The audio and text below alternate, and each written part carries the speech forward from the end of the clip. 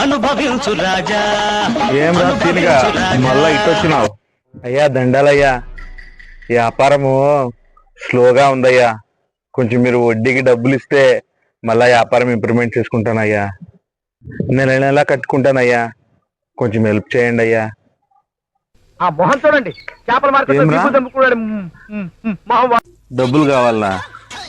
మొన్ననే కదరా తీసిపోయినావు, ఏమో అవసరం ఉందని మళ్ళీ అప్పు కావాలనా? ఎక్కడి నుంచి వస్తాననుకున్నావురా డబ్బులు? అవునరా, వ్యాపారము లాస్ లో ఉంది అంటున్నావు, అప్పు అడుగుతున్నావు, నెల నెలా కడతానంటున్నావు. ఎట్టారా కడతావు? నీకు సంగతి ఎరకనా? ఎవడన్నా వ్యాపారంలో లాస్ ఉన్నోడికి వడ్డీ ఎక్కిస్తాడారా? మీకు వడ్డీకి ఇచ్చి మా చెప్పులు అరిగేటట్టు మీ ఇంటికి తిరగాల?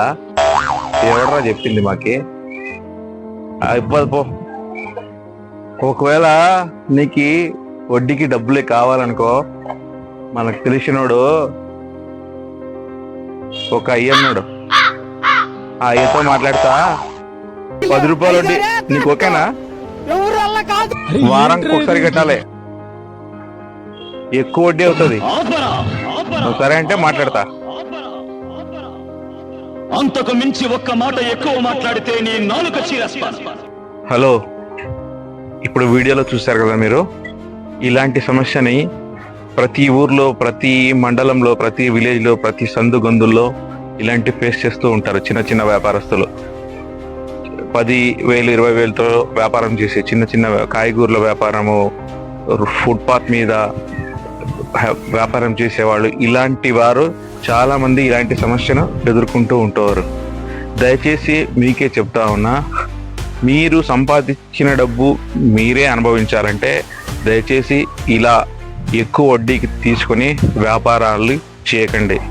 ఎందుకంటే దీని ద్వారా మీకు ఎవరైతే ఎక్కువ వడ్డీకి అప్పిస్తారో వాళ్ళు బాగుపడతారు, కానీ మీ జీవితాలు ఒక బానిస బతుకులాగే అవుతాయి. ఎందుకంటే ఉదయం నుంచి సాయంత్రం వరకు మీరు కష్టపడి సంపాదించిన డబ్బు వాళ్ళకి వడ్డీ రూపంలో మీ లాభం అంతా వెళ్ళిపోతుంది. మళ్ళా వ్యాపారం నెక్స్ట్ రోజు చేయడానికి మళ్ళీ వాళ్ళతోనే అప్పు తీసుకోవాల్సి వస్తుంది.